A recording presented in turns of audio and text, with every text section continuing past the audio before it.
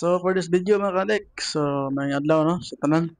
So karon mga katik, padulong din may og Ayala terminal mga katik kay hatod ni sa konsumo sa ginikanan sa baris no. So ipadala na mo siya sa Bihar mga katik going to Tuburan, Cebu. Tapikas na siya nga side mga katik. So layo dyan na siya no. So karon amo na siya ipadala sa Bihar ron. Sa Kuyog Isang Baris kay pila may balog ko pila plate ani. Pila mabayad niya ani. So ato nga ipakuyog na sa daw siya. Aron sa na picturean tapos masugat sa yang ginikanan dito kasi mapasugat kisay mo pasugaton niya dito. So karon drive ta diha kay aron mahatod na ni mga katik. Nag-restart na ta sa motor kay atas ang kuan ng tubig mga katik kay ang side mirror hinsod man ang tubig sa yang side mirror. Wata kuha ta sa helmet diha yata diha pa din kay pasuot na niya.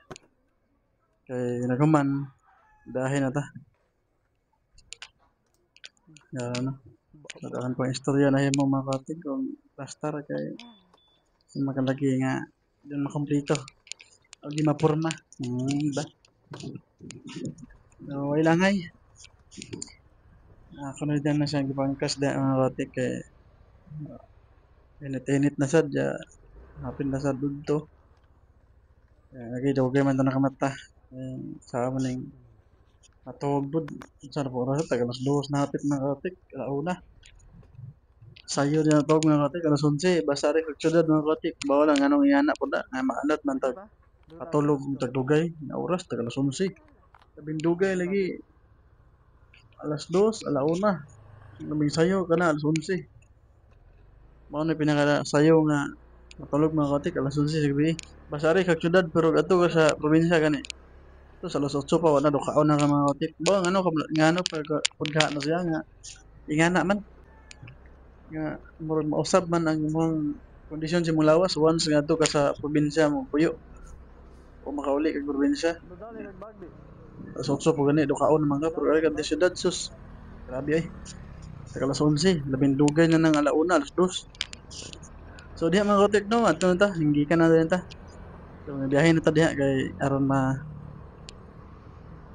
haptod na ni makarga na sa nato ni sa van o mapadala. So pila ra may dagan sa oras so naabot na din tawag Ayala mga katik. So mga ni siya going to Ayala terminal sa mga katik. Saan na ito ipadala ang mga lagot mon nga padala na ito sa ginikanan niya mga lamas